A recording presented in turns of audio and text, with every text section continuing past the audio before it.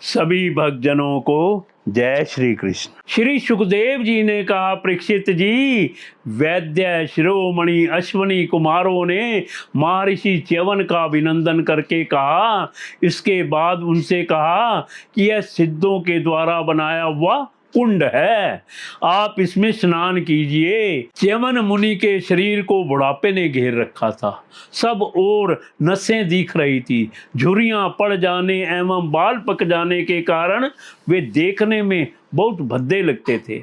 अश्वनी कुमारों ने उन्हें अपने साथ लेकर कुंड में प्रवेश किया। उसी समय कुंड से 3 पुरुष बाहर निकले। वे तीनों ही कमलों की माला, कुंडल और सुंदर वस्त्र पहने एक से मालूम होते थे। वे बड़े ही सुंदर एवं स्त्रियों को प्रिय लगने वाले थे। परम साध्वी सुंदरी सुकन्या ने जब देखा कि ये तीनों ही एक आकृति के तथा सूर्य के समान तेजस्वी हैं, तब अपने पति को ना पहचान कर उसने अश्वनी कुमारों की शरण ली। उसके पातिव्रत्य से अश्वनी कुमार बहुत संतुष्ट हुए। उन्होंने उसके पति को बतला दिया और फिर च्यवन मुनि से आज्ञा लेकर विमान के द्वारा वे स्वर्ग को चले गए। कुछ समय के बाद यज्ञ करने की इच्छा से राजा श्रेयाती च्यवन मुनि के आश्रम पर आए।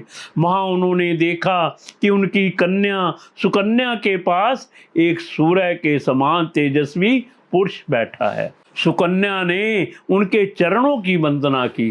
शर्याती ने उसे आशीर्वाद नहीं दिया और कुछ अप्रसन्न से होकर बोले, दुष्टे, यह तूने क्या किया? क्या तूने सबके वंदनीय च्यवन मुनि को धोखा दे दिया? अवश्य ही तूने उनको बूढ़ा और अपने काम का ना समझकर छोड़ दिया और अब तू इस राह चलते 4 पुरुष की सेवा कर रही है। तेरा जन्म तो बड़े ऊंचे कुल में हुआ था, यह उल्टी बुद्धि तुझे कैसे प्राप्त हुई? तेरा यह व्यवहार तो कुल में कलंक लगाने वाला है।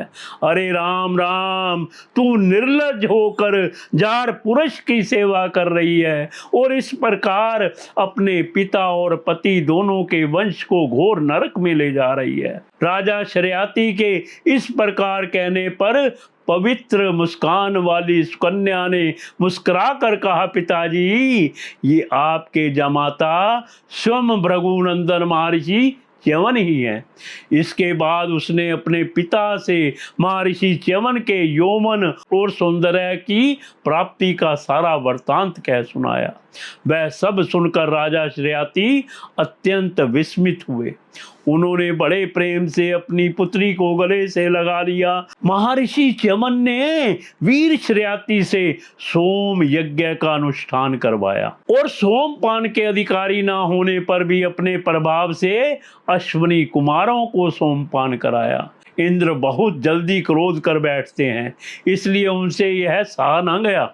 उन्होंने चिढ़कर शर्याती को मारने के लिए वज्र उठाया। महर्षि च्यवन ने वज्र के साथ उनके हाथ को वहीं स्तंभित कर दिया। तब सब देवताओं ने अश्वनी कुमारों को सोम का भाग देना स्वीकार कर लिया। उन लोगों ने वैद्य होने के कारण पहले अश्वनी कुमारों का सोमपान से बहिष्कार कर रखा था। परीक्षित, शर्याती के 3 पुत्र थे, उतानवरही, आनर्त और भूरिसेन। आनर्त से रेवत हुए। महाराज रेवत ने समुद्र के भीतर कुशस्थली नाम की एक नगरी बसाई थी। उसी में रहकर वे अनर्त आदि देशों का राज्य करते थे। उनके 100 श्रेष्ठ पुत्र थे, जिनमें सबसे बड़े थे ककुदमी। ककुदमी अपनी कन्या रेवती को लेकर उसके लिए वर पूछने के उद्देश्य से ब्रह्मा जी के पास गए।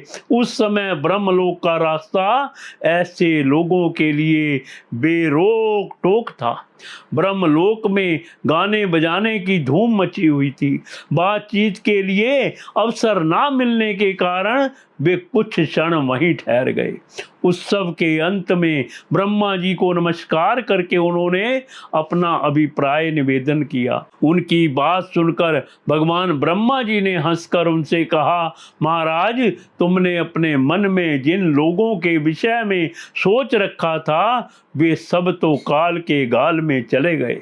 अब उनके पुत्र पौत्र अथवा नीतियों की तो बात ही क्या है, गोत्रों के नाम भी नहीं सुनाई पड़ते। इस बीच में 27 चतुर्युगी का समय बीत चुका है, इसलिए तुम जाओ। इस समय भगवान नारायण के अंशावतार महाबली बलदेव जी पृथ्वी पर विद्यमान हैं। राजन, उन्हीं नर रतन को यह कन्या रतन तुम समर्पित कर दो, जिनके नाम लीला आदि का श्रवण कीर्तन बड़ा ही पवित्र है। वे ही प्राणियों के जीवन सर्वस्व भगवान पृथ्वी का भार उतारने के लिए अपने अंश से अवतीर्ण हुए हैं। राजा ककुदमी ने ब्रह्मा जी का यह आदेश प्राप्त करके उनके चरणों की वंदना की और अपने नगर में चले आए। उनके वंशजों ने यक्षकों के भय से वह नगरी छोड़ दी थी, अब और जहां तहां यूं ही निवास कर रहे थे। राजा ककुदमी ने अपनी सर्वांग सुंदरी पुत्री परम बलशाली बलराम जी को सौंप दी और स्वयं तपस्या करने के लिए भगवान नरनारायण के आश्रम बद्री वन की ओर चल दिए।